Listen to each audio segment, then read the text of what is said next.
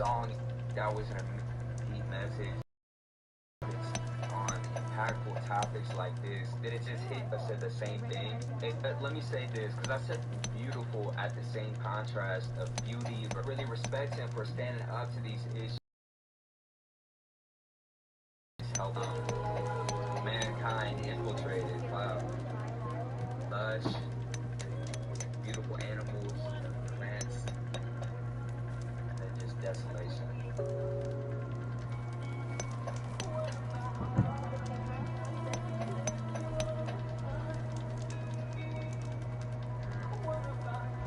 That scene right there is haunting. The stumps on fire.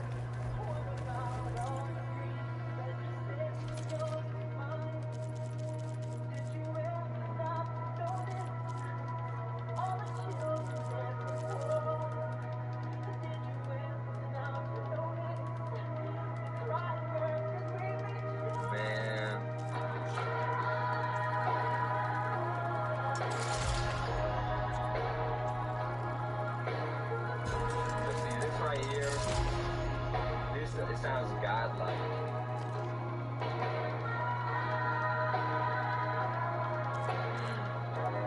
And I mean that in the best way possible. It's just very emotional.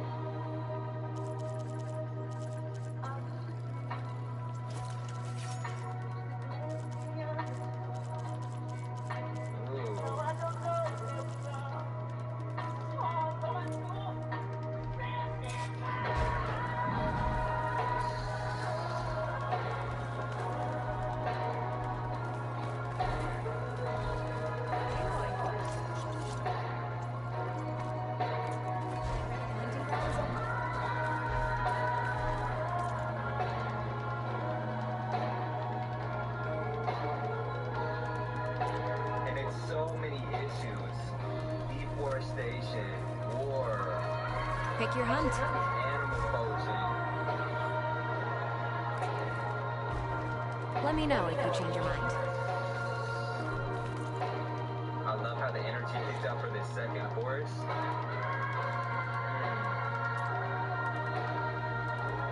I'm telling y'all, does this not feel spiritual? It feels spiritual to me.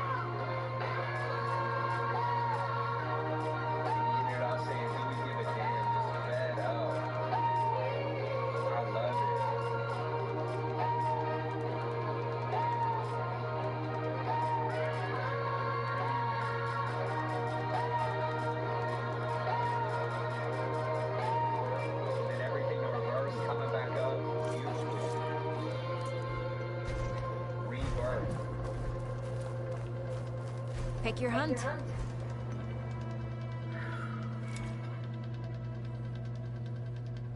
And it cut off right there. I'm telling y'all, I said it and I'm gonna say it again. This felt spiritual to me. And look, I'm by no means like a real religious person, but that's how I felt. That's how I felt. It really didn't feel like just music. It felt like something more. And I know I didn't pause it for a good 3 to 4 minutes there, and I didn't need to. Choose a rope and jump down to start the track. Experience.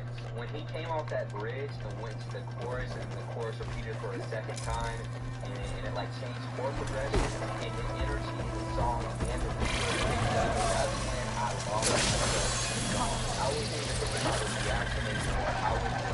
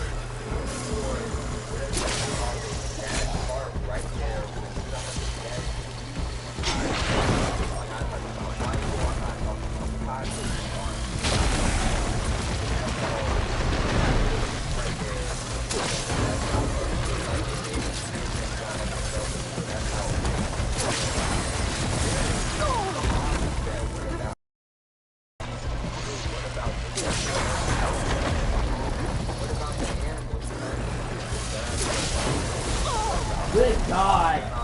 Okay, so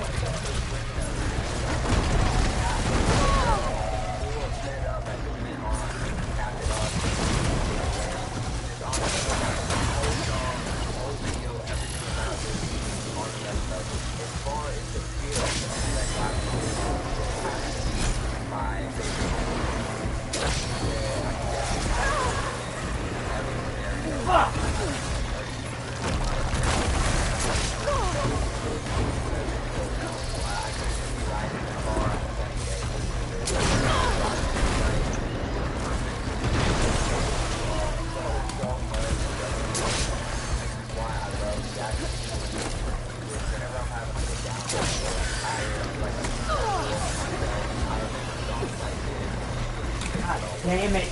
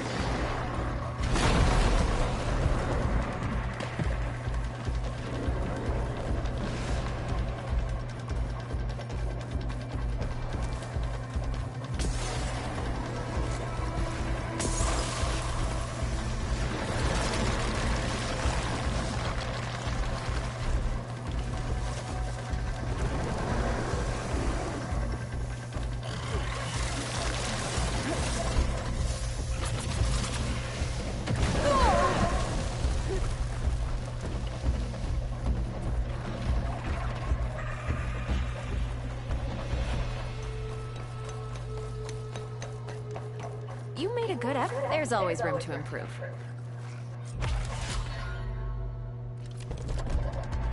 Use the ropes to jump into the grounds, then we can start.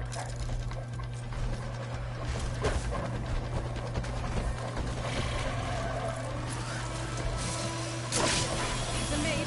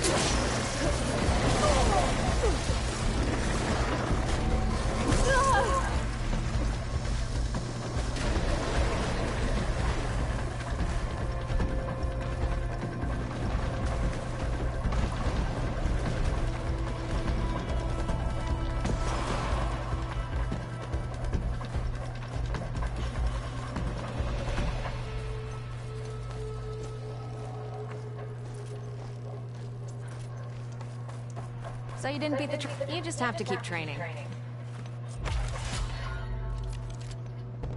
Slide down a rope to start the trial.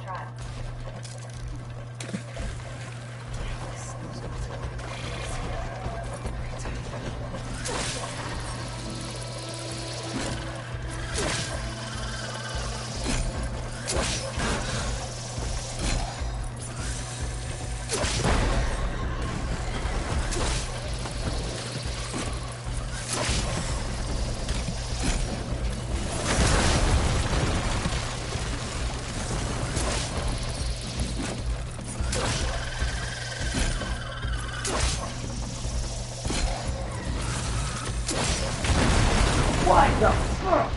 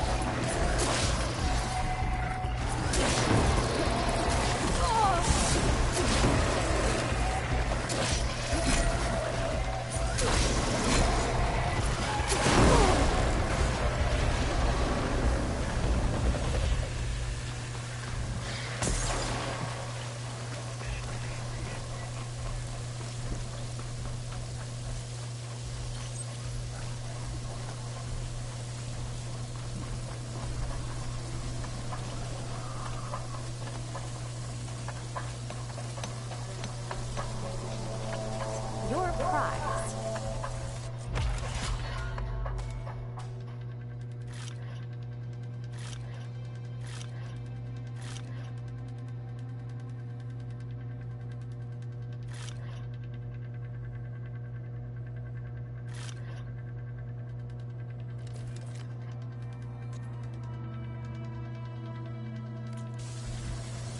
Let me know if you change your mind.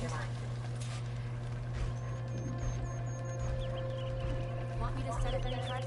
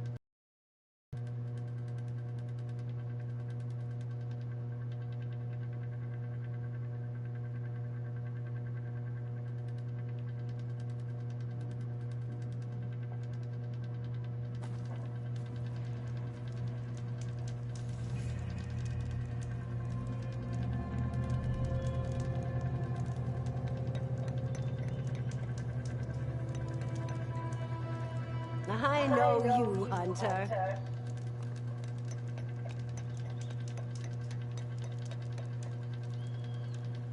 Speak with me, Outlander.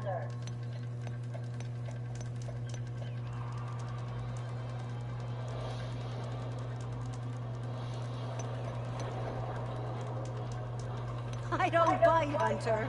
Let's talk.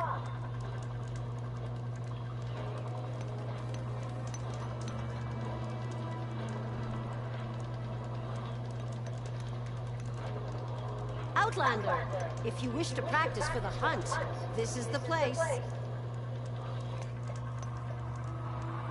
I know you, Hunter.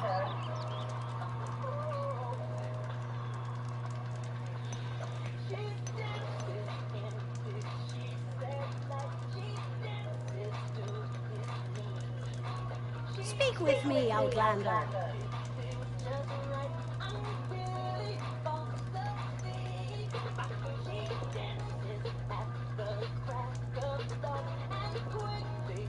I don't bite, Hunter.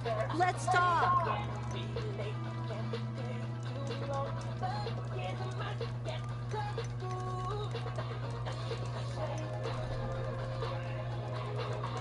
Outlander, if you wish to practice for the hunt, this is the place.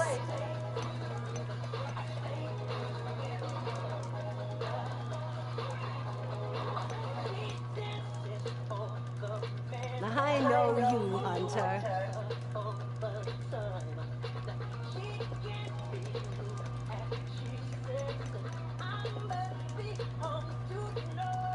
Speak with me, Outlander.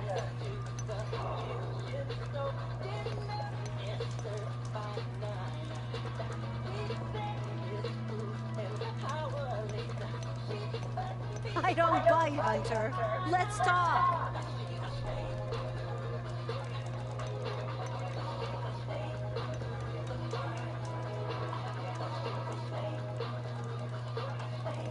Outlander, if you wish to practice for the hunt, this is the place.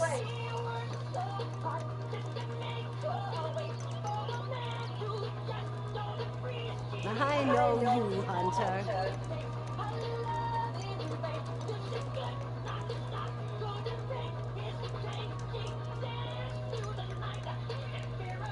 Speak with me, Outlander.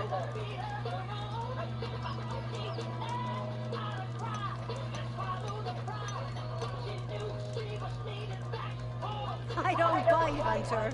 Let's talk.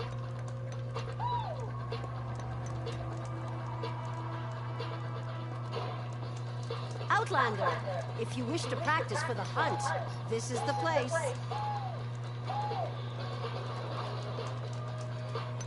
I know you, Hunter.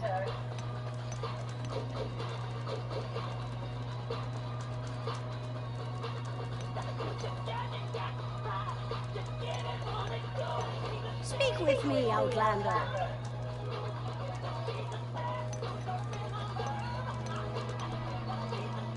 I don't bite, Hunter. Let's talk.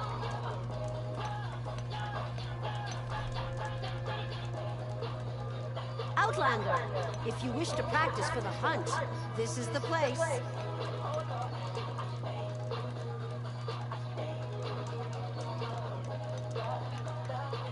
I know you, Hunter.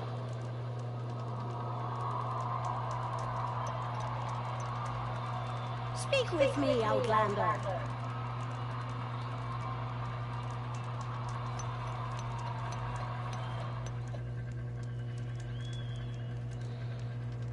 I don't bite, Hunter. Let's talk.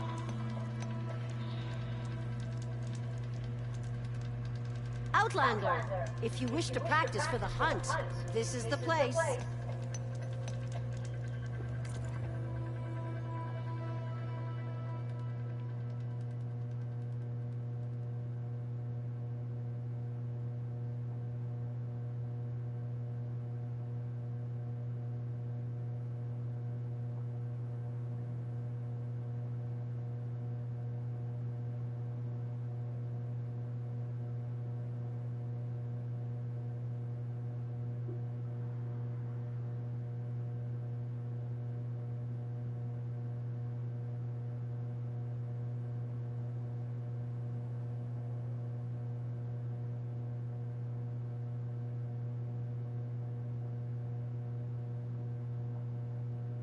Protect myself. I have to go to court on Friday and actually be questioned about something I've never been charged with and something I was completely against. And so this is how far it's going. These leftists, these progressives, who would they'd rather have the judge or bureaucrats making decisions instead of voters. They want to hand that over to them and not let the people in my district even have the right to vote for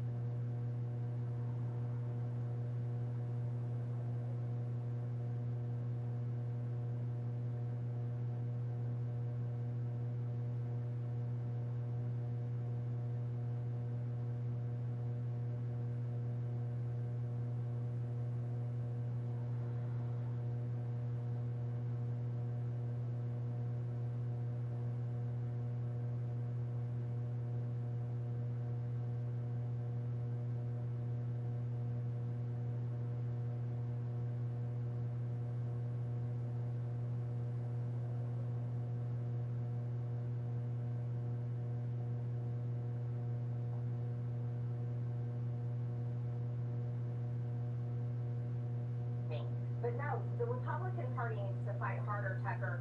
There's something that I have learned, and I think this is really important.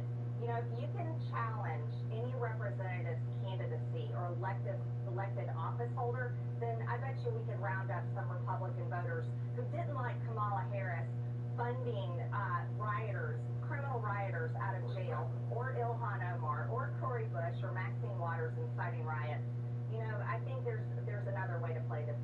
It's absurd what they are claiming and lying about, and they're going to allow the press in the courtroom. They're going to allow the whole thing to be videoed live, out to go anywhere in the world they want to.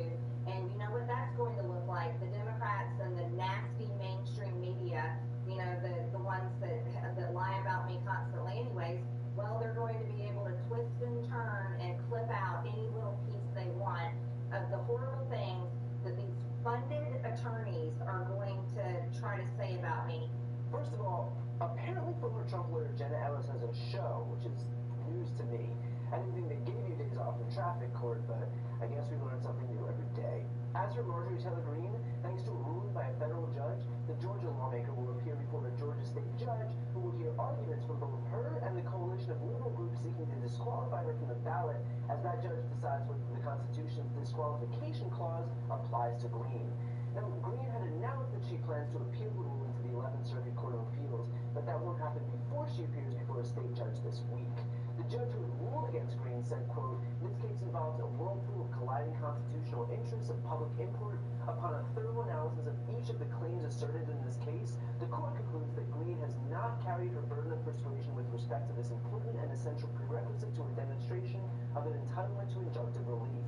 Who could have guessed that Greene wouldn't exactly knock it out of the park while defending herself in court? Shocker.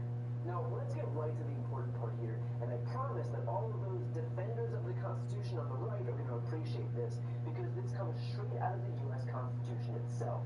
Section 3 of the 14th Amendment to the Constitution says, quote, "No person shall be a senator or representative in Congress, or elector of president and vice president, or hold any office, civil or military, under the United States or under any state who, having previously taken an oath as a member of Congress or as an officer of the United States or as a member of any state legislature or any executive or judicial officer of any state to support the Constitution of the United States, shall have engaged in insurrection or rebellion against the same, or given aid or comfort to the enemies thereof." And if you were wondering how she supported this insurrection, you might want to watch this. America re-elected Donald J. Trump for 4 more years. You can't allow it to just transfer power peacefully like Joe Biden wants and allow him to become our president, because he did not win this election. It's being stolen and the evidence is there. There's a large group of us. We're organizing an effort to object to the Electoral College votes for Joe Biden in key states where there's real evidence that this election has been stolen. I am very convicted in what we're going to be doing on January 6th, and it's historic, and I feel it's very, very important. On January 6th, if you're able, there are going to be possibly 1 million or more people coming to Washington to be there for this historic event. It's critical for everyone to show up and show the nation who we are. We aren't a people that are going to go quietly into the night. We are not a people that are going to be thrust into socialism without stopping it. She said you can't allow it to transfer power peacefully, meaning she was endorsing the insurrection. She said it's critical to show up, meaning on January 6th. We aren't a people that are going to go quietly into the night. We're not a people that will be thrust into socialism without stopping it. And you know what happened on January 6th? Exactly what Marjorie Taylor Greene intended and broadcast and incited. A mob showed up at the Capitol with exactly the intention of not allowing a peaceful transfer of power. So we don't have to wonder whether she engaged in insurrection, because there is literally video evidence. And she posted it online herself because she was banking on the insurrection working. She staked her career on it, and because the insurrection failed, now she should lose that career.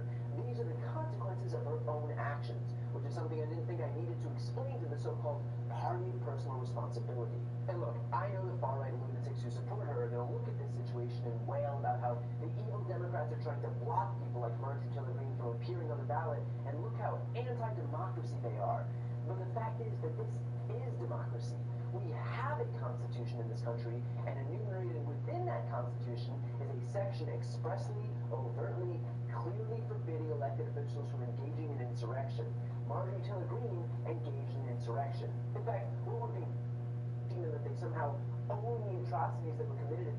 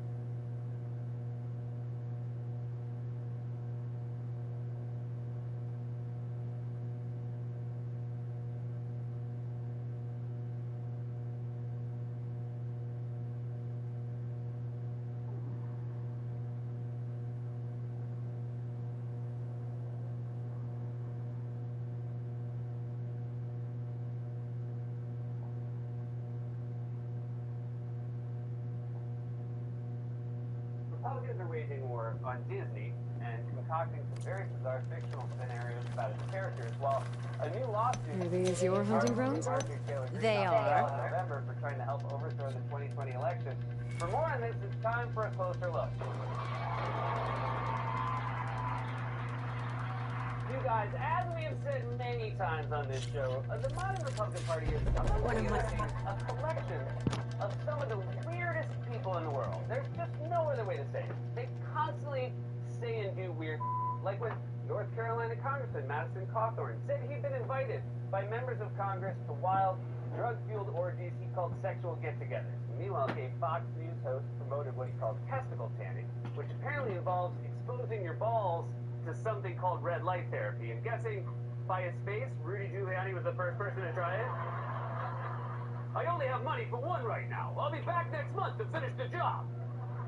And then on top of all that, Texas Senator Ted Cruz whined about Disney's opposition to Florida's recent ban on discussions of sexual orientation or gender identity in kindergarten through third grade, referred to by critics as the Don't Say Gay bill, by painting this incredibly disturbing image that we now all have to live with. I think there are people who are misguided, trying to drive, Disney stepping in, saying, in every episode now they're going to have, Mickey and Pluto going at it. Like, really? Thank you for that image, Senator. But it's just like, come on, guys. Like these are kids, and you could always shift to Cinemax if you want that. You can? Which Cinemax package do you have? And just remember, anytime you come up with some kinky idea involving two cartoon characters, pornography has beat you to it. I bet if you Googled Mickey and Pluto, the top autocomplete options would be go on a picnic, go for a drive, go to town on each other. Point is, Ted Cruz jumping to that conclusion makes it clear he already has some pretty pervy ideas about the Magic Kingdom. I hate to hear why he thinks it's called Splash Mountain. What does this man think is going on at the Country Bear Jamboree?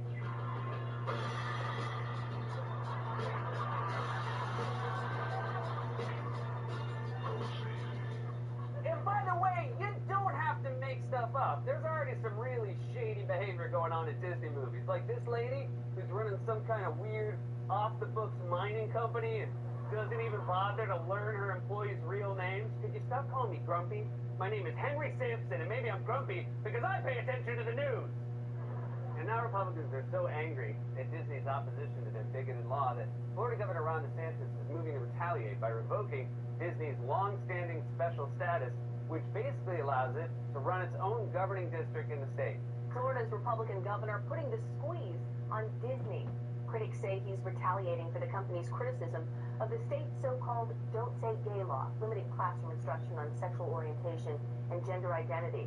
Ron DeSantis urging state lawmakers who are meeting in special session this week to end Disney's self-governing district in Orlando. It'll never cease to amaze me that on one hand you have liberal pundits like James Carville loving to hector their own party about being too woke or too far from the mainstream, but meanwhile Republicans are waging war on Disney and warning that if we don't act soon, a mouse that can talk will f*** a dog that can't. Hey, he's the one who brought it up. And look, Disney doesn't need me to defend them. They probably don't even want me to after I made that Splash Mountain joke. And I don't know, maybe no corporation should have self-governing privileges, but it's a bad sign when politicians start using their powers for retaliation. And purely from a political perspective, do you really think it's a smart move to go after Disney? Republicans, what's next? Are Eric and Don Jr. going to go on one of their hunting trips looking for Bambi? We got your mom and now we're back to finish the job! Sorry, I forgot to say spoiler alert. This is the kind of thing Republicans are focused on right now as they aim to retake power in the November midterms. Democrats, meanwhile, are still moving along with their investigation into the January 6th insurrection, which is still grinding on despite mountains of evidence from congressional investigators and federal judges that Donald Trump and his cronies broke the law when they staged a coup to overturn the 2020 election. And look, I'm all getting to the facts, but can we please speed this up a little bit? We already know what happened and who did it. This is like if they changed the name of Clue to Colonel Mustard, the Candlestick Killer. Earlier this week, for example, the committee investigating the insurrection interviewed former Trump campaign official Kimberly Guilfoyle, who's also Donald Trump Jr.'s fiancée, for what seems like an excruciating amount of time. New this morning, a top Trump supporter testifies for over 9 hours in the Capitol riot investigation. Kimberly Guilfoyle met with the January 6th committee after the panel issued a subpoena for her last month. Guilfoyle is a fiancée of Donald Trump Jr. and a former Fox News personality who worked for Mr. Trump's re-election campaign. The panel's chairman said in a statement that she, quote, apparently played a key role organizing and raising funds for the rally. They talked to her for 9 hours? I doubt Don Jr. has talked to her for 9 hours. I just hope they had noise-canceling headphones on. The best is yet to come! I am so sorry if you fell asleep watching Fallon and that just woke you up. Can you imagine listening to that for 9 hours? Honestly, I'd rather watch Mickey and Pluto get it on. And yet, still, the people who orchestrated and supported the attempted coup have not been held accountable, like Marjorie Taylor Greene, who is currently the subject of a lawsuit trying to keep her off the 2022 ballot for trying to overturn the election on January 6th. And, as she made clear on Fox News this week, she is not happy about it. The progressives, the people that donate to dark money groups, you know, the 501c3 and the foundations, they've hired up some attorneys from New York who hate the people in my district and don't believe that just use any rope to jump in, and I'll start timing you. To Washington, which is me. I have overwhelming support in my district, and I'm so thankful for all of them. Well, now they filed a lawsuit because they're trying to rip my name off of the ballot and steal my district's ability to re-elect back to Congress. I have to go to court on Friday. It is very in line with our Marjorie Taylor Greene. Not just that yet, but of course, she has to go on Friday. How dare you? That's the after $2 cards at Houlihan. What am I supposed to tell the girls in my QAnon book club? We're going to look for secret things. You want to start over? Just slide down.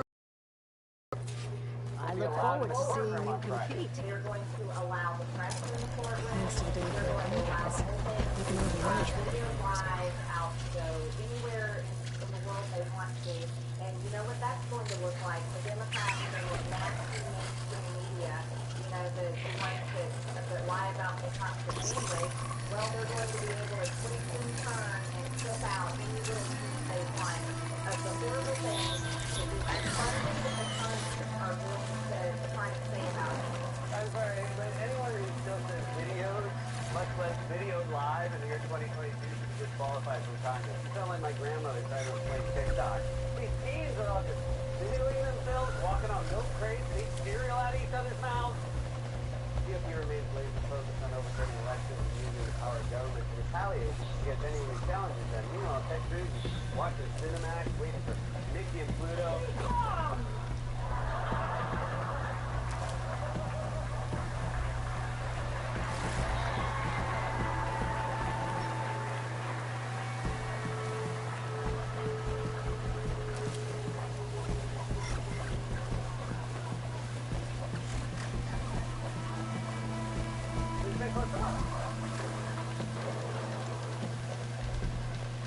God's lovely literature brings over 2 million meals a year to men, women, and children living with HIV/AIDS, cancer, and other serious illnesses, and we need your help now more than ever. So watch this online and make a donate button. Stay safe. Get vaccinated. We love you.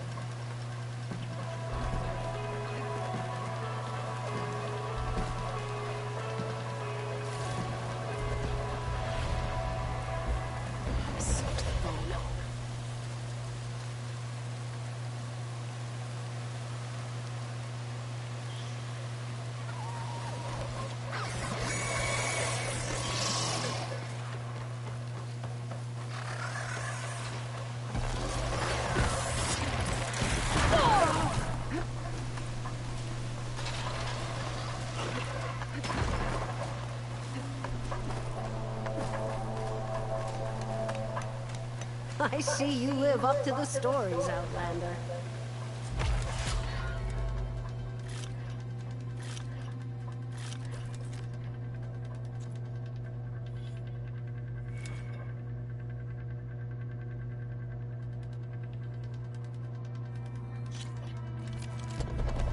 Go down the rope and I'll start timing the trial.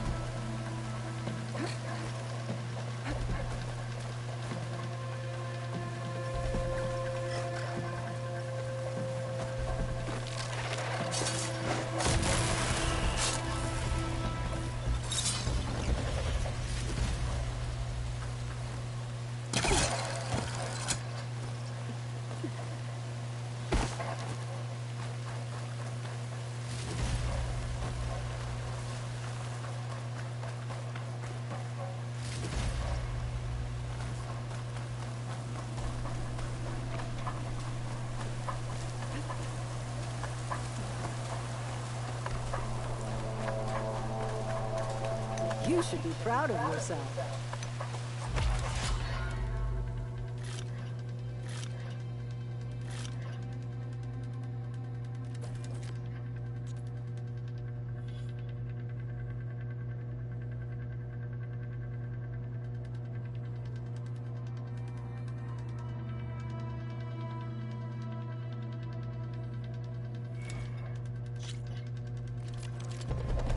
Just slide down a rope to start. I look forward to seeing you compete. Ready for me up?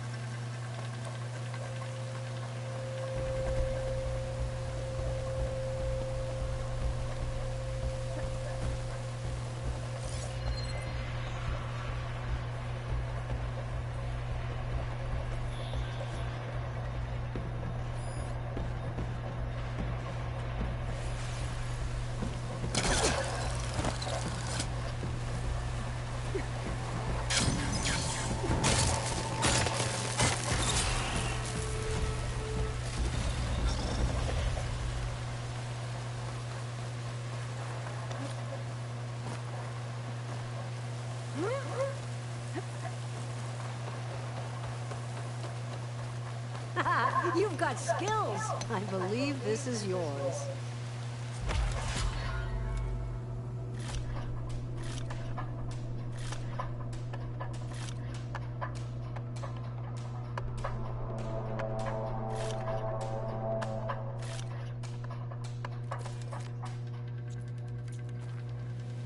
When the hunt calls, I'll be here.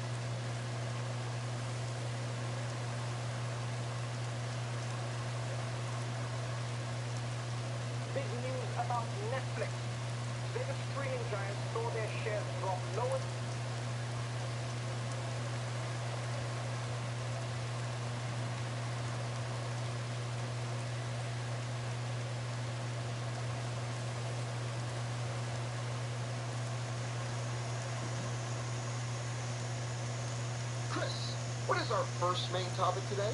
Our first topic comes from Johnny Shalette. Hey, John and gang, hope all is well. Well, it seems like the streaming wars have claimed their first major victim.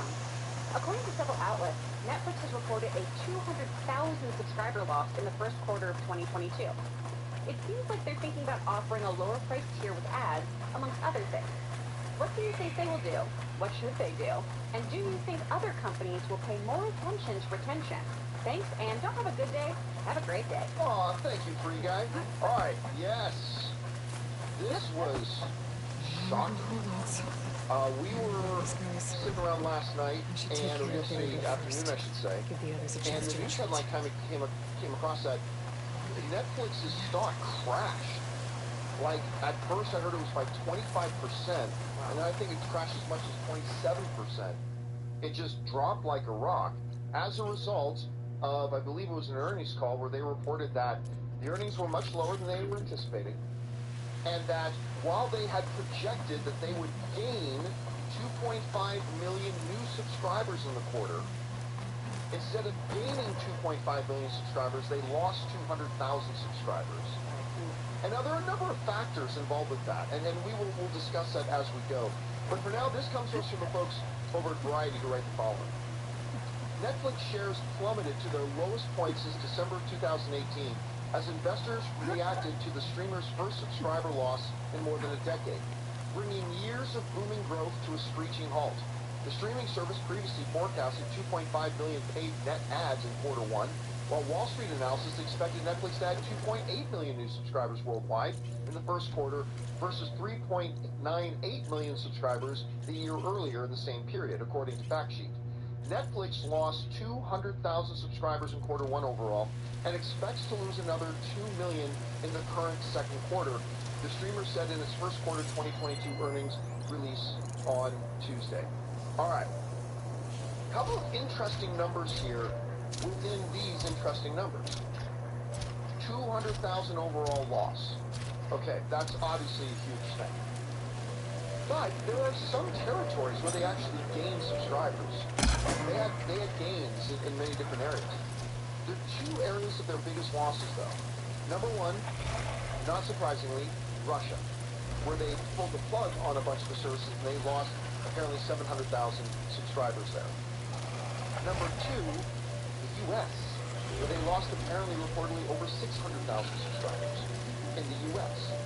So now you could say, if it wasn't for the whole Russia situation and what's going on over there, and then pull on plug and whatnot, that they would have gained subscribers. Yes, but even if the Russian thing hadn't happened and they lost no subscribers, they would have had a net gain of 500,000 subscribers, which is 2 million less what they were projecting. And they're having problems in the U.S. because in the U.S. market they're losing subscribers. Why is this happening? I want to propose a couple of factors, and then I want to see what you think about it. Factor number one.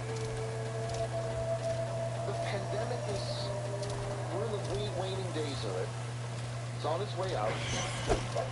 They got a big surge in subscribers during the pandemic when people were stuck at home and there wasn't a lot of new content, and everybody signed up for Netflix, and everybody signed up for Disney Plus. Oh, by the way, we're talking about how Disney Plus has sputtered and slowed. I haven't heard that they lost subscribers, but their growth has slowed down significantly. I bet the true is most of the other subscription services. And Netflix is no exception.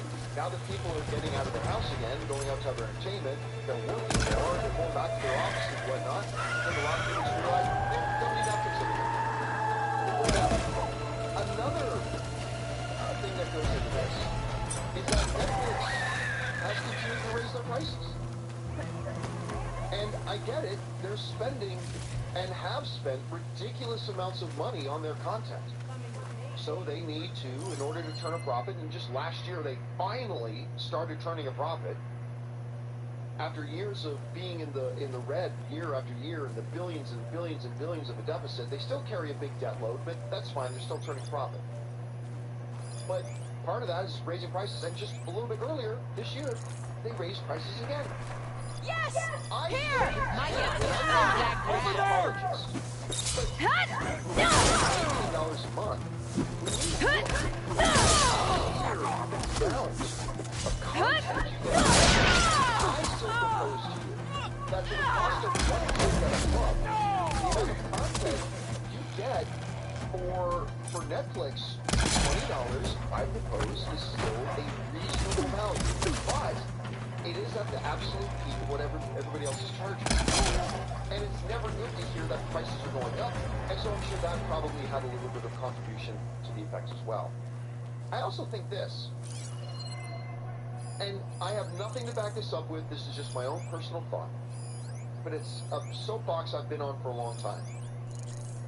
I think the perception, remember Netflix still releases most of their shows all at once. And I think the perception of that is, you could watch maybe the same amount of shows on Disney Plus as you do on Netflix, but your own internal head perception is going to be, I watch Disney Plus a lot more than I watch Netflix. I think a part of that is because week after week we keep turning back into Disney Plus so we can watch Mandalorian, so we can watch Falcon and Winter Soldier, so we can watch Moon Knight. Week after week we keep coming back, whereas, you know, when Netflix does drop a lot of people binge it, they're done, and then yes, it's been about 2 months since I've watched my Netflix. And they start to tune in. This is no small reason as to why Netflix recently, although they've always talked about it, but have been putting more of an emphasis on it now, is why they're saying we're going to start cracking down on password sharing. Oh, yeah. Because we're losing subscribers, and part of the reason they have a lack of subscribers is because so many people mooch it illegally. So that's part of the reason why they said they're going to crack down on this. But Rob, let me throw this to you here and ask you this. You and I, for a number of years now, have been talking about the fact that the streaming world, in particular Netflix, they are on a cycle right now of hyper spending that is not sustainable. Absolutely. I was feeling good. And it feels like, Waiting for rain. with word of Disney's growth slowing, other places' growth slowing, Netflix now Just taking like a I thought. loss, that we're starting to see that now come to fruition, something that some market analysts have been forecasting for quite a while.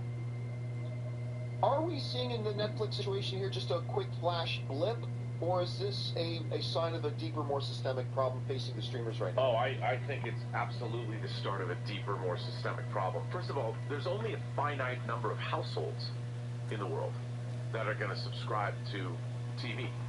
And let's call it, I don't know, in America, for instance, maybe 130, 140,000 households, or 130, 140 million households. That's it, because, you know, you've got 3 and 4, you got families living in, that's how many people there are. So to expect growth all the time, you run out of, there's nowhere else to grow, you know, and that's why they want to crack down on the subscription idea, because you can get into that. So it's not like there's unlimited resources of subscribers. And the thing about the reason that subscriptions are so important is, for the first time, Hollywood or anybody, because Netflix has become its own studio, they know before you'd have to put a movie out and wonder would it do well at the box office. Well, now all the streamers, Disney Plus, HBO Max, Peacock, they know how much money they're getting every month. They know from their subscription base, this is exactly how much money we have. That's really great for studios because they've never had that before. That's why streaming is so valuable. But ultimately, we're also in inflation is more than it's ever been in 40 years. And $20 might be a night at a club for us, but for a lot of families that are getting hammered with gas prices and food prices, entertainment goes. You know, you've got to have those first priorities. And I think that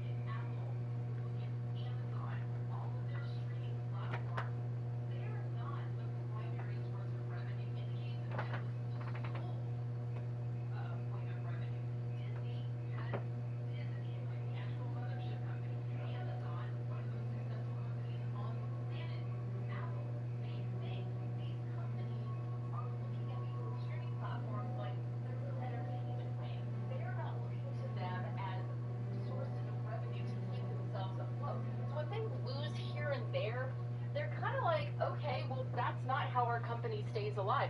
Additionally, these companies have been around for so long that they understand how a successful business model works, whereas Netflix, again, has been just hemorrhaging money since day one.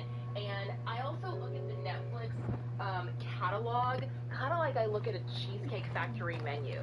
There's just too much.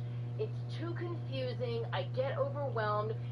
There is something that is actually there's been research done that the fewer options you give people, the more likely they are to make a decision, which is why a place like In-N-Out is so successful, even though they have like 3 things on their menu. You give people a limited amount of options to choose. Like Disney, they go, this is what you're going to watch this month.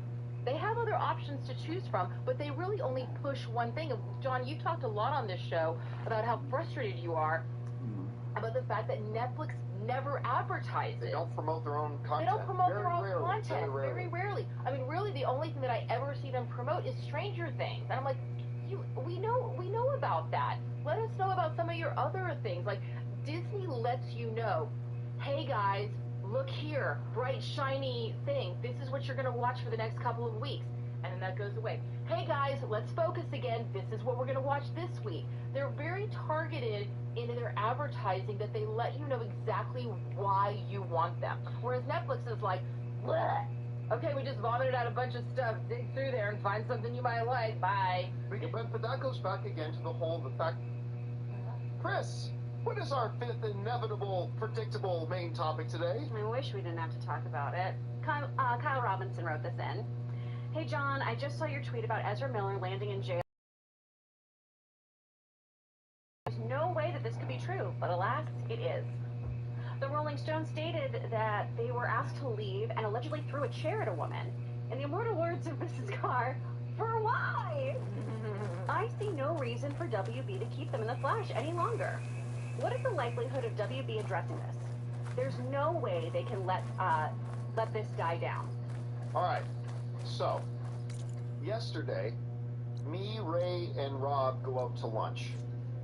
And Rob goes, he's looking at his phone as we're just putting in our orders for our food, and he looks at his phone and goes, oh my gosh, Ezra Miller's been arrested again. And I'm like, no. He goes, well, I said, what's the news? He goes, it's Hawaii local news or whatever. And it was the same mugshot as before. I was like, you know what? I think this is probably like an old article being republished or something.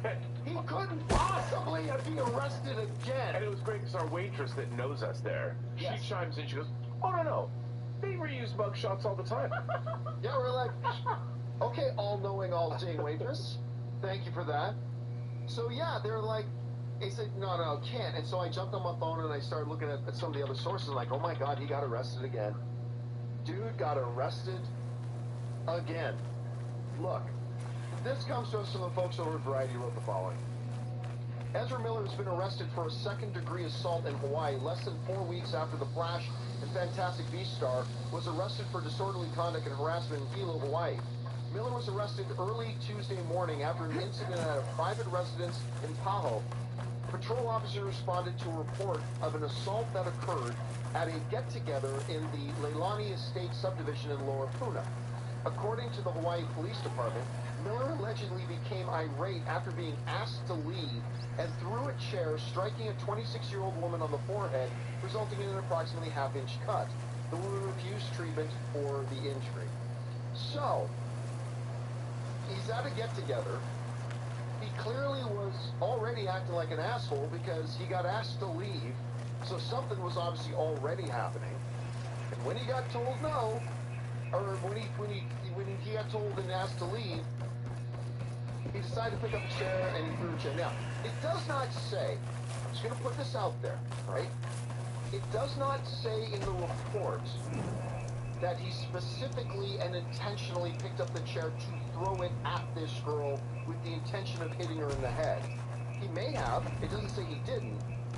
But it could be, throwing a little, dick fit and just pick up a chair and threw it and incidentally hit some girl in the head. That doesn't really make it any better.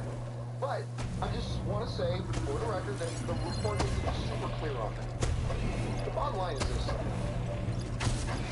The story in Variety goes on to reaffirm that since March 7th, the Hawaiian police have been called about Ezra Miller 10 times. 10 times. Resulting in one arrest, a report about him threatening to kill a couple in their bedroom. And to burn his slut wife. And now he's arrested again for throwing a chair and hitting a girl and bashing her head. What is there left to say? Now look, when the first incident happened, a couple of years ago, when Ezra Miller came out of that club and grabbed a woman by the throat and took him to the ground, and we said, well, Warner Brothers has to address this. But they won't, and they didn't. Warner Brothers' strategy and philosophy at that time was, shh, let's just not talk about it.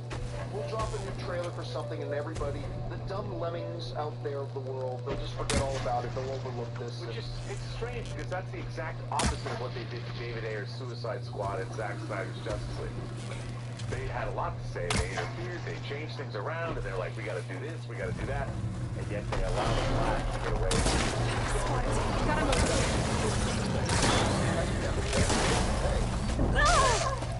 You know, they adopted the philosophy. The rest is he's not putting it up.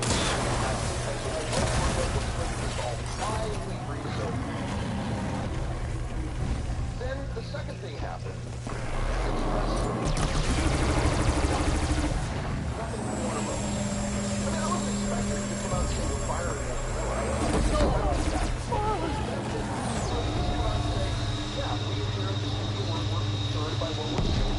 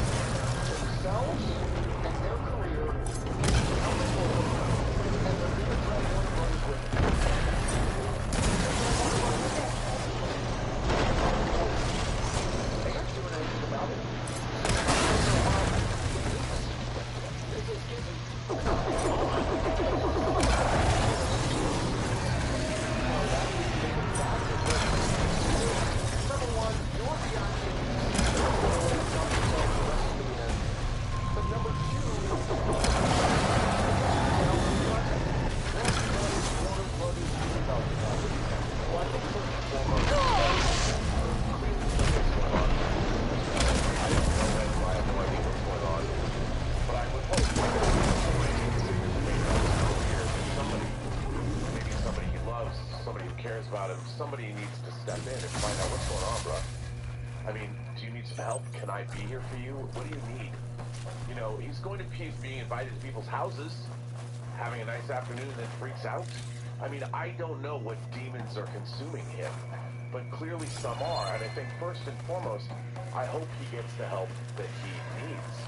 And whatever it is that's going on in his life, whoever needs to be there to help him, I hope that somebody steps in and say, listen, we got to help you out. What's going on? Because this kind of self-destructive behavior, who knows where it's going to end. That said, I think that Warner Brothers is in a real tough spot.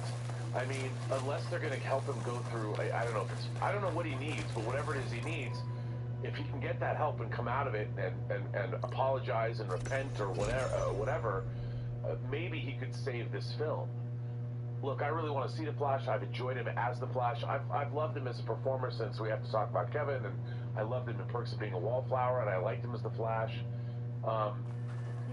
And you know, he played ball by being on the CW Flash in their Crisis on Infinite Earths thing, which I thought was pretty neat that he did. So I want to see the Flash, but like you said, John, what a PR nightmare. I mean, they already weathered the storm with Secrets Dumbledore, but with this, they can't put a movie out like this with this kind of a star who's assaulting people in private residences. I don't see how you get around that, and to reshoot it, they'd literally have to start from scratch, pretty much. It would be difficult. It would be difficult. Anyway, Aaron, you see what's happening here with Ezra. I'm sure with the number of sets and shows and things like that you've been on, you've probably seen your share of bad behavior. You might have even engaged in some of your own bad behavior. We're gonna get through this. But, I promise. I mean, like, the context has now changed again. This is, I mean, last time we said, hey, once is an incident, now it's becoming a pattern. This is more than a pattern. But I doubt any salvager has had Not this even much those bad luck party in a single animal high expedition. schoolers that I went to school with gets called 10 part of times Care by of the Schools? cops. Yeah, On the cops. I mean, it's Didn't think we were that well known. What does So Warner you came Brothers here to do make with this some more one? Because there's a $200 Doesn't million look like price things went tag according attached to to this plan. thing. I thought I had it made when we found some prime rollerback salvage out here. Then came the sandstorm, blew away most of our gear, and ran us right into a camp full of angry Tanakh. We fled, but by the time the storm died down, we found ourselves here with half our fleet gone, open to attack by machines and Tanakh. Sounds like you could use a hand. /Campion. I mean, Cut your wireless bill to Rundown. $15 a month at I can't ask you to help for free. /Campion. How about I hire you to get us what we need? Draw up some contracts. I had a lot of thoughts about this, but I'm You trying to don't keep it have to. First of all, Wouldn't be a proper salvager if I I didn't. love you. Won't I love take you. no for an answer. Please stop inviting Ezra Miller into your home. Bad If you idea. see Ezra Miller, wave and walk You on mentioned by. this place is okay? exposed to There are attack. certain Is there people you just anything you don't can invite use to the set up a party. perimeter? Clearly, Ezra Miller is one We of know them. there's I know a that fellow people back hanging around some ruins near generous here. and kind and welcoming Take it down people. without I beg damaging of you, its cargo stop sacks. inviting him. We could use it Stop, to make new okay? tracks. To the Set up police a officers in Hawaii, I'll make I it a appreciate contract. the fact that you are so generous Sounds with like a plan. letting people go. Please, the next time that you catch him making, You mentioned your people needed Ezra Miller food. making We lost an most of it infraction when and we find ran out away that from this Tanakh. person has been assaulting people. But only a Please don't bristleback just will let be them able go. to sniff it Okay? out underneath Like, all that sand. There's so many things that are It's not weird fair, about dear. this thing. First of all, I'll what look is into Ezra it. Miller doing in Hawaii, and That's why good is to Ezra hear. Miller still in Hawaii after being arrested? Second of all, why is it that literally after the judge dismissed one of the earlier charges, that very night, Ezra's like, sweet, let's go party. I'm not leaving your house. Sorry, you're gonna have to deal with me. Like, you literally just got out of the courtroom. My friend, spend a night, Netflix and chill by yourself, okay? Relax, you don't need to go out tonight. And then they say that that Ezra was stopped at a traffic stop and was arrested then. Like, was Ezra walking home from the party? Was Ezra You driving said you home? lost your gear? If so, was Yes. there alcohol involved? Can't be sure Why where was it there no is, public since that intoxication? storm Why gave was us there the no runaround. DWI? That right there is weird. And then they general arrested idea. Ezra but It's then all in the release contract. Ezra because they If you needed can get that further gear back, investigation. you'd at least be able I'm to like, set up if camp I go properly. out and I start Make the crew throwing comfortable. shit at people and I get arrested for take a that, look as soon I'm as I can. probably going to be held in the drunk tank all night. Not that I know anything about that in Mexico, but that is probably... That was oddly specific. So there's a lot of questions that I have, and like, yes, to Rob's point, who are the people who love Ezra? Can you please go pick them up from Hawaii and bring them the fuck home? Okay, clearly Ezra needs to stop traveling for a minute. So that all aside, there's also something like, I was going through in my mind, because yesterday it was the same thing. Tom goes, oh, Ezra Miller got arrested. We talked about that last week, and the week before that, and the week before that on the John Campea show, You're So Late. And he's like, no, he got arrested today. And I went, oh shit. So I started thinking about all the different people. Roseanne Barr, racist tweet, you're done, your show is canceled. Will Smith slaps Chris Rock across the face, you're done, all of your deals at Netflix canceled. Oh, and by the way, you can't come back to the Academy Awards for 10 years. Chris D'Elia, creeping on some 15-year-old girls. You're done. Tig Notaro is replacing your face in every single frame of the Army of the Dead. Michael Richards says It's not much, but they have some salvage to trade. Done. Your career is over. We have seen so many examples of someone who misbehaves and immediately we're done. It's like, nope, you nailed Jesus to the cross. You are done. So why? What is it about Ezra Miller? What does this person have, or what does this person know about the WB executives that they keep getting Everyone wins with that track. chance after chance? I don't believe for a second that it's just, oh, well, hopefully this will go, hopefully no one will talk about it. Because the WB was very quick to make sure that Johnny Depp had the rug pulled out from underneath him. And I'm not going to get into that whole ball of wax because it's a whole other thing. But, like, I just don't understand that so often we see someone that has this big public outburst and immediately you're done and we take it all away and we move on. So in the case of this where someone is caught on tape strangling a woman and then arrested multiple times. Like, the stuff that Chris D'Elia did, yeah, it was creepy, but it wasn't illegal. The stuff that Roseanne Barr said, it was horrible, but it wasn't illegal. Kathy Griffin holding up the decapitated head of a sitting president was in horrible taste. When I get a chance, I should read Brenda's contracts. People are doing Take a these look things at the that break details. the social contract that we have of, hey, you're not supposed to do that, you did it anyway, so you're done.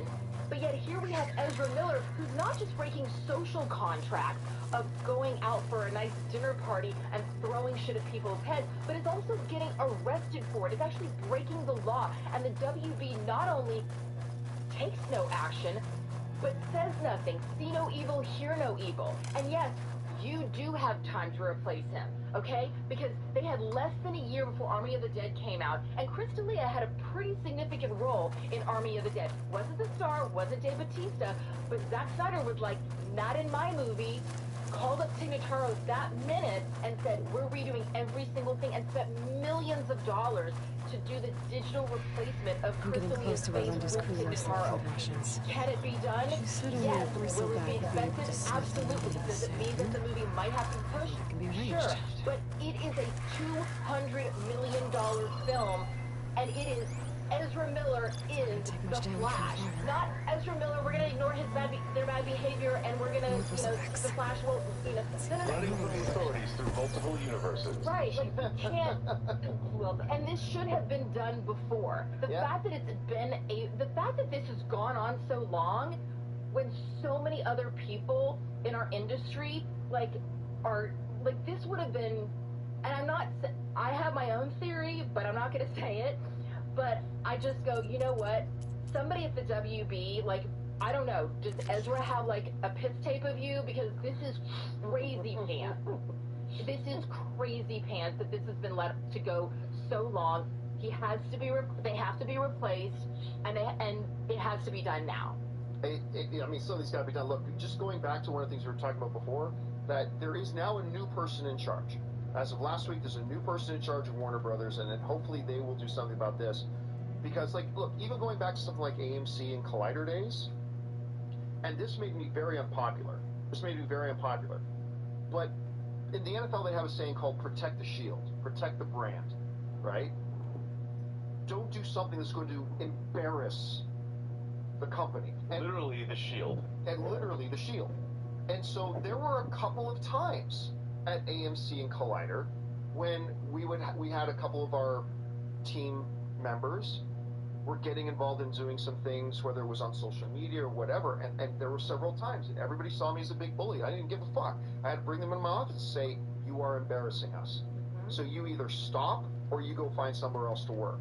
Because this can't happen. Like, when you do what you're doing, because we're associated with you, what you are doing reflects on us. And I don't want your shit to reflect on me. So you deal with this shit or go away, go somewhere else, right? And at some point, Warner Brothers is going to have to take the same approach, because what Ezra Miller does is going to reflect on Warner Brothers, and David Zaslav's got to deal with that. Chris, you're seeing this whole thing. We've had to talk about this a number of times. The context event continuously changes as more and more things get added to it. What can Warner Brothers do? What does Warner Brothers do here? As always, this movie hasn't been made. So they're fine. Start from scratch. When someone constantly shows you who they are, when someone constantly shows you, no matter what form of hate that they like to show you, you listen to them. And my hand to it. Their words. If you're a hateful person and you enjoy spouting off hate, being violent, things like that, you are showing the world who you are when you do it multiple times. Whether it's in the things you write or in the actions you take. Maybe that's why they're making the Wonder Twins movie. Because they can take the form of whatever they want. And you know exactly who they are. And any animal, right? So, what we need here is to start from scratch. Replace this actor. Do not allow them to be in this film. You know, Aaron just spit so much truth. We have had such more aggressive reactions to such lesser things. This is outrageous. This is absolutely outrageous. To repeatedly harm people, to throw a chair at a woman, to strangle women. What the hell is going on here, and why is no one intervening? This is so irresponsible. So when someone continues to show you that this is not if you can help me find those a Russians rough roommates. patch and an isolated incident, you need to listen to them and say, all right, well, then we need to fix this and fix what's going on. So, look, one of the things I say on this show quite often is everybody's an expert on what other people should do in their life. So let me acknowledge right here, it's real easy to sit here in this chair and say, enough, it's time to take them out of this movie, blah, blah, blah. They've had their chance, Ezra was in there, but Ezra has screwed this up, they gotta go. I get that. When you're Warner Brothers, it's like, oh, that's cool. Can you give me the $150 million it's going to cost me to do that? No? Then why don't you shut the fuck up, Candy? I mean, that's probably maybe what some of the WB executives say. And I acknowledge that. The WB executives watching right now. They all watch this all the time. And so, like, I acknowledge it's real easy for me to sit here and say blah, blah, blah, but it's not my $100, $200 million that have to be spent in order to do it. And if it were my $200 million that had to be spent, maybe I'd be trying to find other solutions as well. But the problem is, pre-David Zaslav, they haven't tried to find any solutions. Except for, they've got to do something. And at this point, because listen, I'll tell you what, I don't want to be an alarmist. I don't want to be one of those hyper, the sky is falling, whatever. But my ultimate fear here is that if somebody doesn't intervene, whether it's their family, their friends, their employers, whatever, as long as nobody is holding Ezra Miller accountable for their actions, you are enabling their behavior, and my ultimate fear is Ezra's going to end up dead. Somebody else is going to end up getting real hurt. Because this ain't funny, As much as my my reaction in the face of tragedy and in the face of really horrible things is to laugh. That's how I cope. That's what I do. I laugh. It's just what I like to do. But Ezra Miller has seen this Hollywood story before. Ezra Miller's going to get found in an apartment at some point. And it's going to be on everybody around them who never did anything about it and just said, well, that's just Ezra. And then it's going to get tough. So whether it's got to be Warner Brothers that puts a foot down and holds it down, whether it's got to be their management or whoever is around them, it's got to be dealt with because that means this shit ain't funny. We don't laugh as much as we can at it because that's how we deal. But anyway, guys, the question is for you. Ezra Miller's been arrested again, harming more people in a series of events that is now just habitual. What does Warner Brothers do? We acknowledge it's not as easy as just flipping a switch. We're talking about the levels of hundreds of millions of dollars invested in this. But if they don't do anything, this is just going to get worse. I don't know. What can they do? What should they do? What would you do? Whatever your thoughts are, jump down to the comment section below, then leave your thoughts there.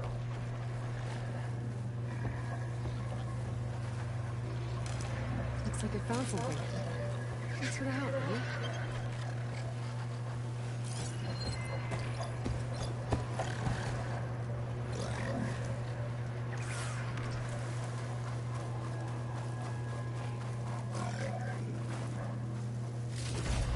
Rations. Barely enough for a few people. I should check the other locations, see if I can find more.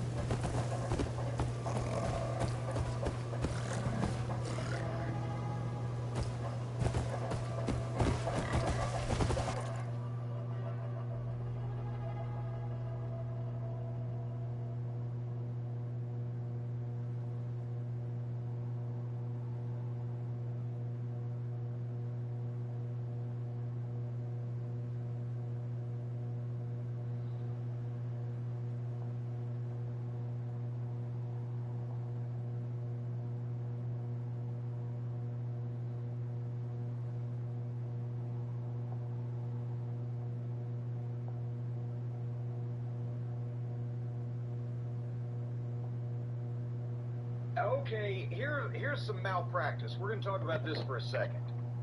Powerhouse Hobbs and Ricky Starks against Swerve Strickland and Keith Lee. Okay, we have had a variety of good things to say about Hobbs, about Starks, to a lesser extent Keith Lee. I'm waiting for Swerve to grow on me. But Starks and Hobbs are looking great. Keith Lee is nearing Vader size. He's getting bigger and slower, and it seems like... Did you hear Jim Ross knock him because he was so busy milking the crowd for his chant that he actually started him taking his jacket off yet? And JR's like, well, if I was Swerve, I believe I'd be concerned that my partner hasn't even taken his ring jacket off yet. He's not paying any attention. So anyway, Hobbs and Keith Lee faced off one time earlier, and Keith Lee just palmed Hobbs' head and shit-canned him through the ropes. Contract says I might find some Remember apprentice that they done brushes in this something to area. Starks, Hobbs comes in, Keith Lee turns around, and there's Hobbs and Keith Lee face to face. All right, buddy. And Lee just It's up to you now. palms his head, shit-cans him to the floor, then grabs Starks and awkwardly shit-cans him and throws him from the wrong side anyway. He's turning him around the wrong side, and then tags Swerve, and the heels had to stand there on the floor for 15 full seconds by a 1001, 1002 count while in slow motion, Swerve got up on the top rope. Let's see what we got. And then jumped off and pushed off and backflipped off Keith Lee's chest onto the waiting heels, who stood there watching the whole goddamn thing. And you could say heels. It was Starks' whole town got a monster pop. Yes, that's another. Yes, the heels were the popular team with all the people and the baby faces. So here you've got two brand new baby faces that just came in the company. So the thing to do is put them against a heel in the heel's hometown so that they will make sure to cheer for the heel. That's what they did with that was the problem with the Patriot in Nova Scotia. You idiots, he's brand new. He doesn't have enough of the band for the Patriot to succeed. And it was a full of booing on national television. Anyway, after that spot, somebody please talk to Will Hobbs. Tell him don't ever let people shut his fucking face like that. I don't care if it's Keith Lee or anybody else. Just reach out and palm his head and fling him from the ring like a fucking piece of shit. I got it. Then they go to the break.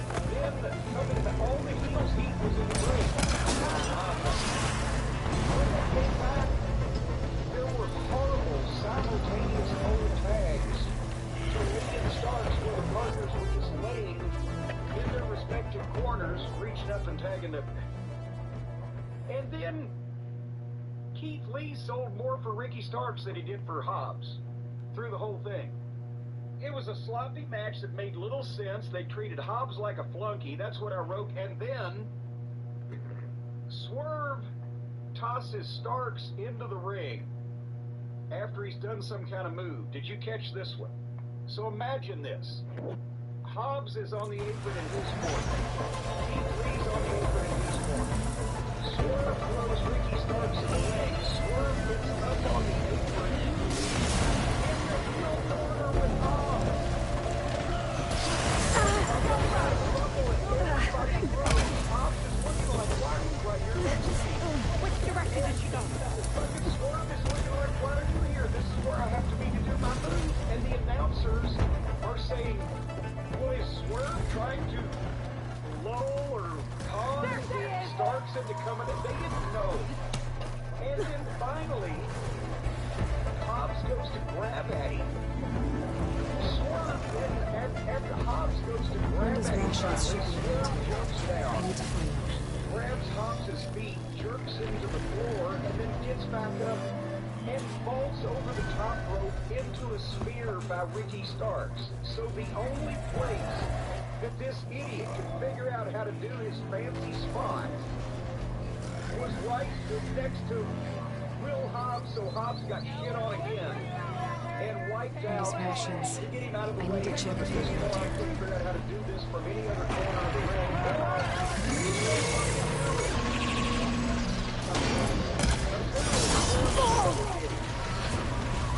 Except for the shit I got to steal.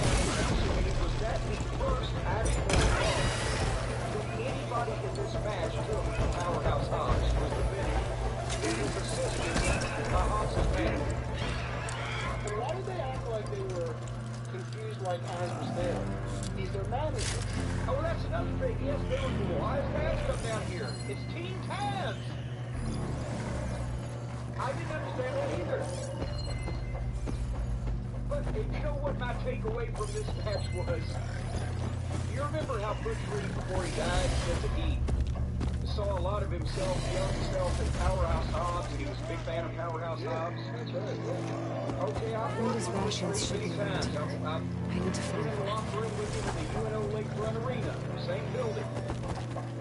If there had been a match with Butch Reed in it instead of Powerhouse Looks like Hobbs, most of Brenda's rations are and here. Powerhouse and I Butch should Reed take this had back. been treated in that match like Powerhouse Hobbs was treated by these people, when they got back to the locker room, there would have been a fucking fight. They would have had to call the SWAT team about.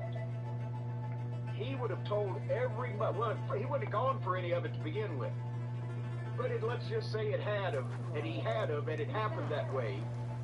Every motherfucker on that other team, and probably everybody in the babyface locker room, they'd be looking like the security after Wardlow got finished with them. That was the most disrespect. And I don't even know whether these guys are smart enough to know what they did. This ought to put some spark back into my crew. Will Hobbs out in the ring in the middle of New Orleans and said, here. "Open your mouth and we're going to kiss it." That's exactly what they did.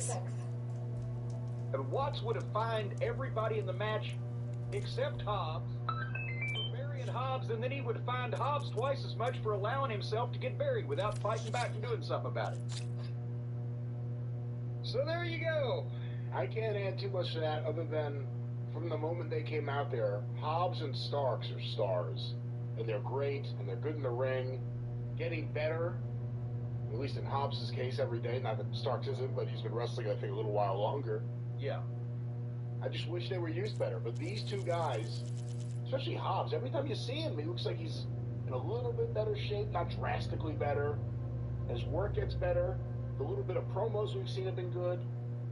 I'm not exactly sure what's going on with Keith Lee. I almost thought it was a double turn. It was like, okay, in my eyes, Swerve is the heel. Just accidentally. Yeah, Swerve and Keith Lee are the heels in this match. They're working like heels. But I don't know. I like Hobbs and Starks a lot. Hey, again, I'll tell you what. Hobbs is the same as a lot of these guys. Hobbs needs a Heyman. Can you imagine what Heyman could do with Hobbs? You're not talking about, for anyone listening, you're not just saying like as a mouthpiece, like a Taz. You're saying in terms of working as a coach, as someone to take care of him, as someone to not let people take advantage of him in these matches because he's green and he doesn't know and maybe he's too nice a guy. And either these other guys are so stupid that they don't know how to work with a guy like that to make sure that he doesn't look like a piece of shit, or they just don't care. That he needs somebody looking out for him. Maybe they ought to give him his own producer and make him because he's certainly deserving of being a project for future superstardom. They're just going to dick around and not teach him how to take care of himself, and he's not going to get over, and other people are going to get over at his expense. This was the most ridiculous thing I've ever seen. I'm not saying, and somebody's going to say, but he pinned the guy. Fucking hell. That's the problem, is that's how deep some of these modern wrestlers and bookers and or promoters think about the fucking business. He looked like shit and was pie-faced, put down, head palmed, shit canned, and otherwise made to look like the fourth wheel in this thing through the entire match. And it wasn't even a situation where, oh, we can get some on him because he's getting the pin in the end. No, you have to make him look like a physical threat. When Keith Lee and Powerhouse Hobbs faced off, and Keith Lee just reached out and grabbed him by one hand and threw him out of the ring, it was over. You just pull the goddamn curtain back and you see that the Wizard of Oz is a little old man from Kansas. So when you said at the top that there was malpractice, that's the malpractice. Yes, that's it. I got hot for Hobbs because I think he really could do something, but there's no place to teach these guys anymore. Hobbs, read Mike Mondo's Twitter account. You'll learn more than working with these fucking assholes that are burying you. You know what we hadn't seen on this show so far, Brian? What's that? A fight backstage amongst the girls. Now with cake. So Nyla Rose and Vicky Guerrero have a cake for Thunder Rosa, And of course, everybody thinks that it's going to go in Thunder Rosa's face, and Thunder Rosa says, "Do you think I'm an idiot?" And she puts her hand under the cake and puts it in Nyla's face. And then Nyla's blinded by the fucking cake, so she swings at Thunder Rosa, but hits Vicky instead. Thank God she didn't really hit her, and you can tell she didn't really hit her, elsewise it probably killed Vicky. And then Thunder Rosa and Nyla have a girls' fight backstage with furniture, now with cake.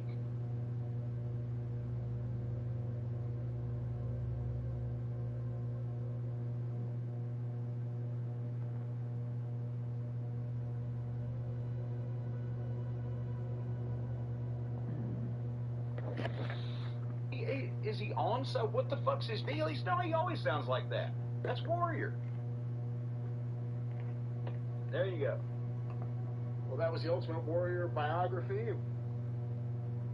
Say, last night, as we are recording on A&E, another in the series of WWE biography episodes, this being the biography of the Ultimate Warrior.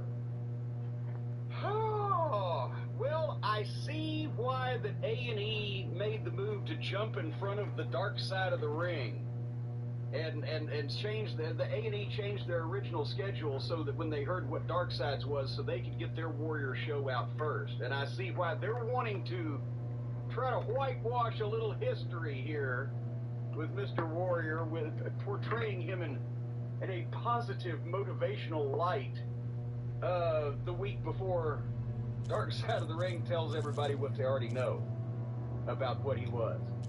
I would assume, because they're going to tell the truth. I'll be on that one, by the way. But let's talk about the biography version. You know, and maybe I'm biased. You came along a generation later, so maybe I'm more biased. But I lived the 80s as both a dedicated, diehard wrestling fan, which is how I started out the 80s, and still after I got into business, I was still the biggest fan of wrestling in the world. So I started as a fan and then became a professional, and the Ultimate Warrior offended me on both counts. As a fan, you remember, or if you don't remember, you remember reading the stuff that was written a few years beforehand. At the time where Warrior was first getting the push, he was the anathema, the poison pill to every smart fan in wrestling, the small number there were at the time, because everything he did related to the wrestling business was the shits, except for sell tickets. And it was infuriating to the smart fans, the few sheets that existed, the Observer readers, basically, because it just, you saw the clips on this show to remind you, the work looked like shit, what there was of it. He couldn't go 10 minutes or the fucking people would start throwing shit. He had to get in and get out. And what he did looked horrible. The promos were incomprehensible. The whole gimmick was, as the show also illustrated, aimed at kids, because all of the talking heads, almost none of them actually knew him, worked with him, or were even adults when he was on top. They were all said, yeah, when I was 9 years old, the Ultimate Warrior was the greatest. So the fans, and I won't even say all smart fans, people also forget that at that point in time specifically, the WWF and WCW had two different fan bases. Of course, there were always crossovers, with some people just watched anything with ropes and turnbuckles. But there were very distinct fan bases that came from WCW being a more southern product and the WWF coming from the Northeast. So at one time they had completely distinct fan bases. And then cable changed that somewhat. But for all the reasons that we've mentioned, that Vince McMahon, the WWF, the national expansion, they didn't draw in certain parts of the country, like the Carolinas, Tennessee, Texas, places with really strong local promotions, not just because the local promotion was so strong, but because a lot of those people, and I would hear from them when I was walking into the building, unsolicited, I would hear from a lot of these fans. They thought the NWA was the adult product, was more serious, was real, however they phrased it. The WWF was cartoon, it was phony, it was too show busy, however they phrased it. So those fans, that Hogan worked because Hogan could also work, and Hogan could talk and connect with people. The other bodybuilders in wrestling, and we can talk about them here in this discussion here in a few minutes, had varying degrees of success depending on whether they ever tried to and accomplish learning to work or not. But Warrior, would you say, Brian, was really the first total Vince McMahon creation out of whole cloth? This guy looks great and is in no other way suited to be in this business, but we're going to push him and we're going to smash him over, and because of the look and the style that I'm creating, it's going to work. He was the first everybody else had come from a territory where they'd spent some time, they had some experience. This guy, he just, I know Warrior had worked 6 weeks in Memphis and been in Dallas for 4 months or whatever the fuck, but he pretty much just smashed this guy over with no help from the guy because the guy didn't know what he was doing. Would that be the first notable case of Vince doing that? I don't know, and I think that's a little harsh towards what the Ultimate Warrior, Jim Hellway, did bring to the table. What did he bring to the table? I mean, to play that role and for it to work in that role, and like you said, you and I have different perspectives on this based on our age and when we started watching wrestling. You may not realize, but I don't know how many people could have pulled that off and done what he did in his bizarre way. Well, no, I'm not saying that somebody else could have done it, but the look, nobody else looked like that. Especially, I mean, Vince tried it. Vince wanted Tom McGee to be that guy, and it's interesting to think about the fact that he went with Warrior. But we'll go back and look at the tapes, though. The one thing that Warrior had that McGee didn't have was Warrior looked like he was going to have a stroke every time you saw him. He ran to the ring, he shook the ropes, he did all his shit, he ran in place. That's why he was always blown up. He had no cardio anyway, but he couldn't go fucking 8 minutes because he's having a goddamn aneurysm the whole time. McGee was almost fucking, laid back. So I'm saying Warrior's body, look, and intensity, the way he delivered the promos, even if they were complete nonsense, you couldn't understand it. It was the over-the-top cartoon 80s era of the WWF. He looked like a superhero.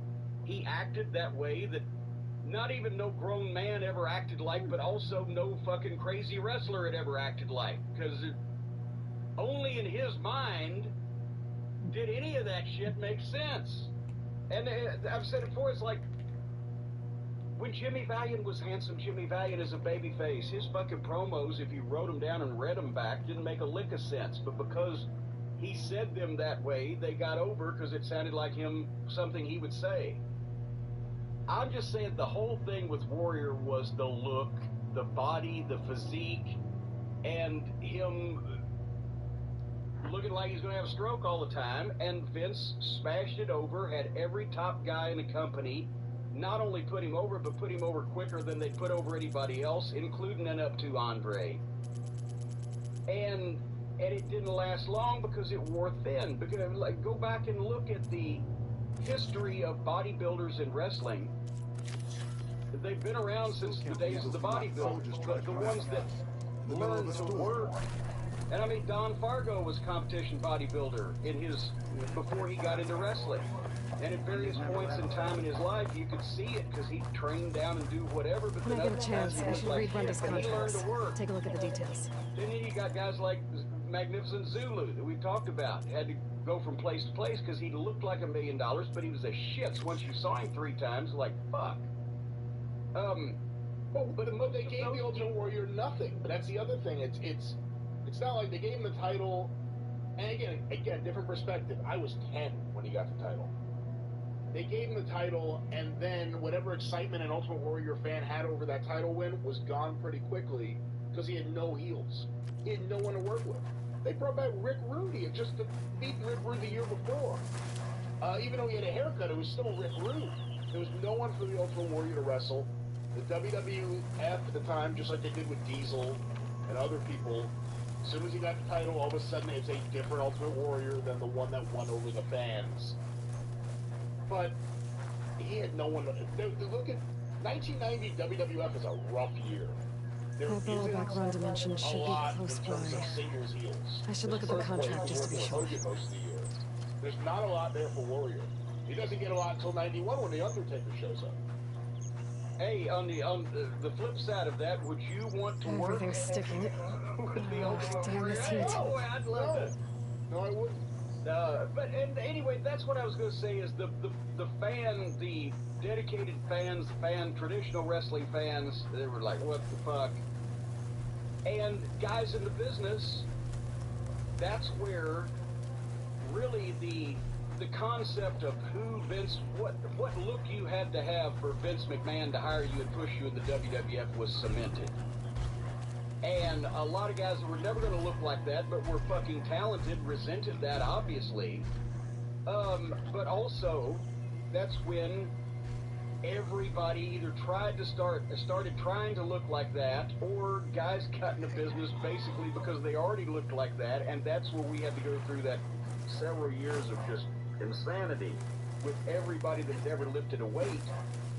But but that's the thing. I guess I liken it to in the music business. When they pushed Milli Vanilli and there's all these bands going, what the fuck? Or, just because some schmo is a big name actor, they get a plum part that a real artist could sink their teeth into or whatever. It's just that now I can override the box. I'll just say from the start of him being in the business, nobody ever said he wanted to get any better, he wanted to learn, he wanted to understand the way that the psychology of wrestling and what he thought about it. Everybody talks about how he wanted to put himself over and create whatever the fuck it was he was creating, but nobody ever says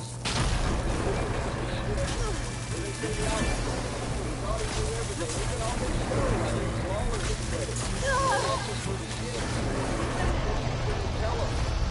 And I remember that was 1986. Yeah. Early on. Yes. And it came back even late 85. Yeah. And I pushed that to 87. When they first got to Memphis and they did the thing with Bill Anderson, he was a babyface. Why should he beat me? Well, that's ridiculous. He's going to believe that. And they're going to tell him he's number one. It's the business. So he's going to get backed up. He really beat the fuck out of you easily. Much better. I hear that. And it's the same thing they alluded to in this show when they went to Vince out. And Sting kind of said it nicely. He already thought he paid top dollar, didn't like the fucking wrestling lifestyle. I'm sure the road trips in Louisiana after he'd been this, fucking bodybuilding from Louisiana, and all of a sudden he's wrestling in Louisiana. That's fucking stressful also, but instead of doing what everybody else did and sucking it up because you're the shits and you just started and you need to learn, he tried to hold Watts up for more money. You're going to fucking go to the shows and blah, blah, blah. And that's what was. And kept Sting. And Sting did it the right way. And covered back and pushed by the place in the world's biggest wrestling promoter who's had a lifelong bodybuilding fetish. And they both ended up Sting and Warren. Two good companies, and Sting actually learned, paid attention and tried, and he didn't know what the fuck he was doing, and the other guy just had somebody hand it to him. So there was a lot of man on this guy. And I told you about it in the photo. And I just said the first time I saw this on television, I was already in the business, but I still referred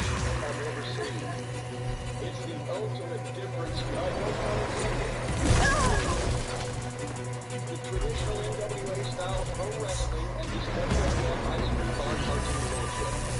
And that's why I'm only, and I'm just saying this is the female Ultimate Warrior. They have had a track record of being able to take people with absolutely no discernible talent whatsoever for the job at hand, except they will look great standing there, and instantly get mass hypnosis, and get your show's over. And it just always used to drive me out of my mind. But anyway, they went to great lengths to babyface him from the start on this. They had his mother, his football coach, his daughters. I didn't know he was from...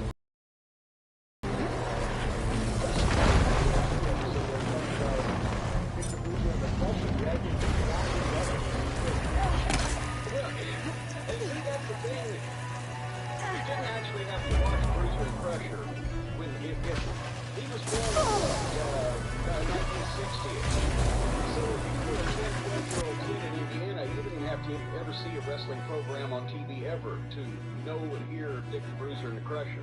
I refuse to believe he ever watched them on fucking television. I refuse to believe he'd ever seen a wrestling match before fucking Bassman got a hold of him. He didn't get mentioned either, did he? The guy that was running the gym instead of Bassman. I wonder where that fucking slime ball ended up. But anyway, here they baby-faced him, his daughters, his mother, his football coach, his small-town beginnings. He looked normal in high school. He was, 150 pounds lighter than he was 3 or 4 years later. There's a red flag. Who is author David Shoemaker?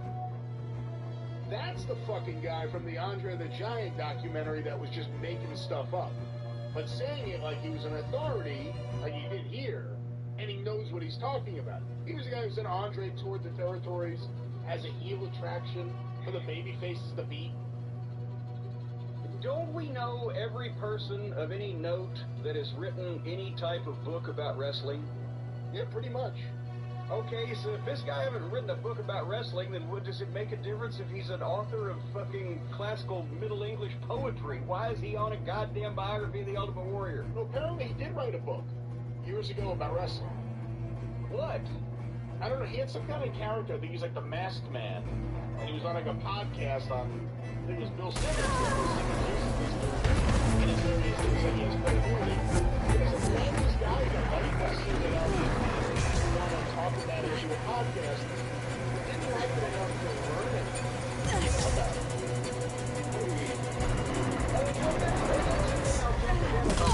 The talking heads are all podcasters,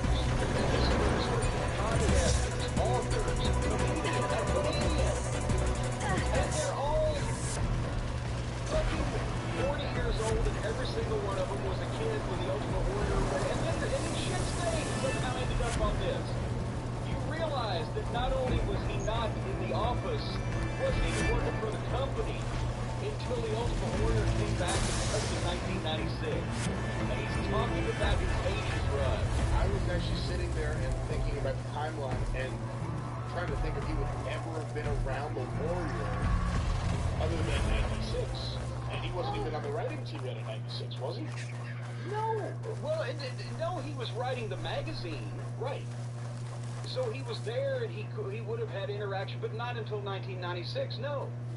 But he probably did comments from something else, and they just, because did you notice nobody that actually worked with this fucking guy on a regular basis in the ring was even quoted? So Vince said some things. Was Bruce even in here? I'm not sure. Once, I don't know. Once about the 92 drug test failure. Okay. It was people who were fans of his as a wrestler and nobody who actually had to suffer his presence as a human being. Hey, I'll tell you what, I'll give you a great example, and I love him in this, and he's much like you guys during your active careers. He's kind of becoming the northern version of you in these documentaries. Heyman.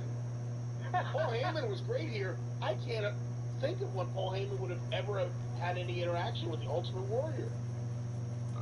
No, but that's the thing is Paul is so brilliant and he's got such a vocabulary and he knows the ways to word things where he didn't bury himself, but he didn't actually say a ton of glowing things about the guy, but he worded things in such a way that it moved the story along without really being committal in a large part.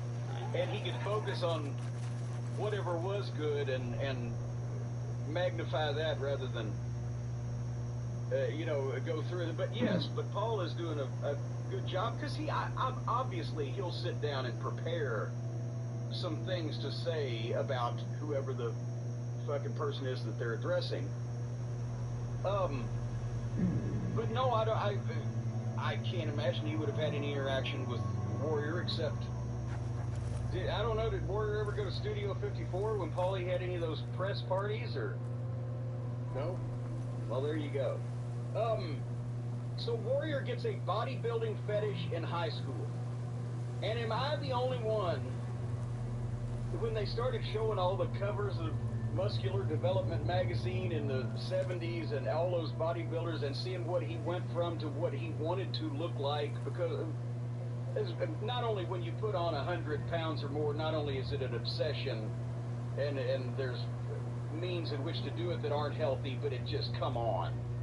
When you go that far, there's something wrong with your adjustment of who you think you are, and I'm wondering, since he turned out to be so anti-gay later on, am I the only amateur psychologist, psychiatrist that have connected this bodybuilding fetish and with his not fear of, he said, I'm not afraid of the Q words, but his obvious phobia toward him having to prove how distasteful that is to him.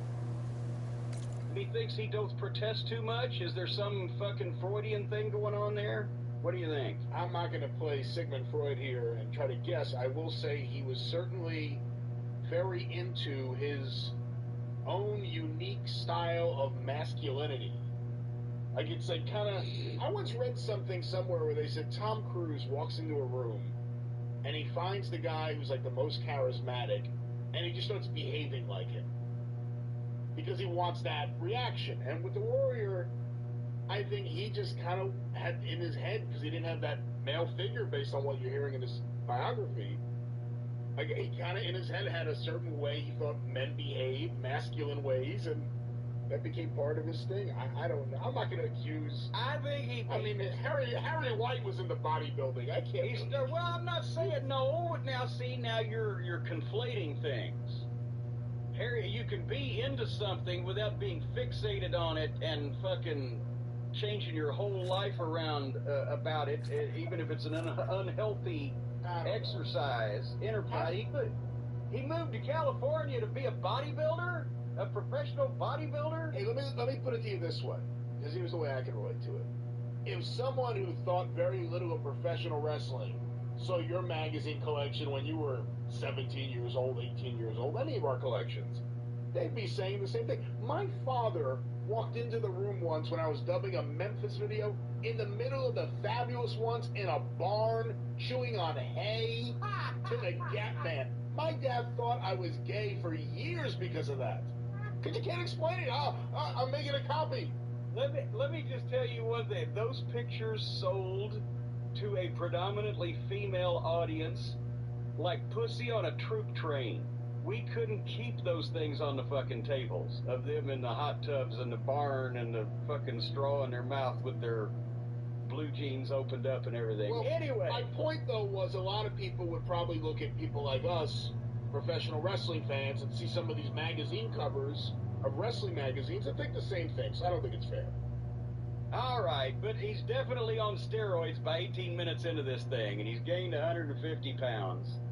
And then they show the Memphis debut with Lance, and I love seeing this kind of stuff and Lance Russell on television now in this day and age. Hey, forget that. Did you think you'd see Buddy Wayne on national TV? Well, that's what I was about to say. And Buddy Wayne, his work looked better than Warriors and Stings. Everything. They showed enough of that footage to show as baby faces they suck, so they switched heel, and then as heels they suck.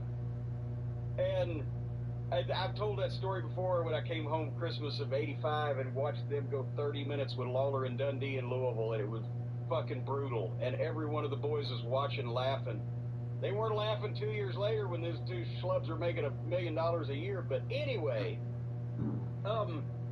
they did intersperse some of the Memphis and Mid-South footage here, but it's, you know, it is what it is on these shows. I had never heard a story, much less the story, so I don't know if this was correct. Did they name him Dingo Warrior because of one of the boys' dogs? I had never heard that version of it before. But where did the Dingo Warrior gimmick come from? I thought it had come from Gary Hart. But Gary Hart reads out the magazines and you see, the dingo was a dog. You know, like, I could just see him thinking of it.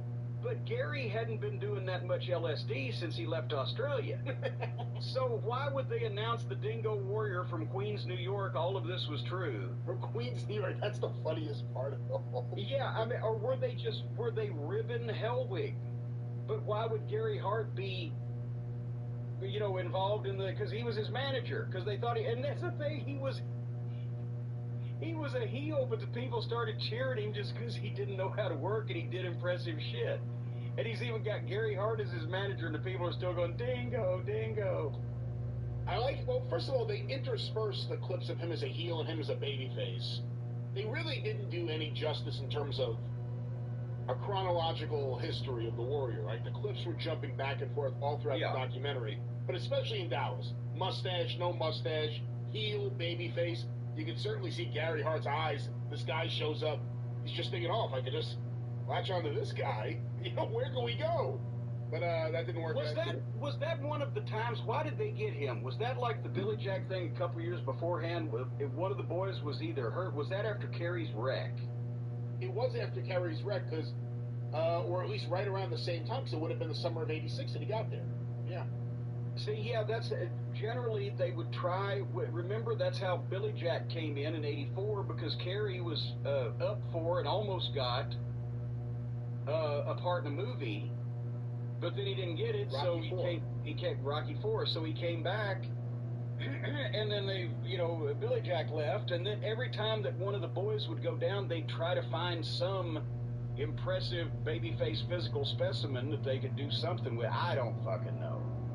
But anyway, Watts was telling Fritz, I'm sure, hey, if you want him, you can have him, but here's the problem I've had with him. But anyway, I'd like to note that he went to his 10-year high school reunion to show off and fuck with people that he didn't like. That was pretty great. I have to say, that was pretty great. And then we got to the WWF stint and his introduction and the highlights, and that's where I realized, because I did not watch the TV at that point, right? Or it really, we've mentioned it at any point.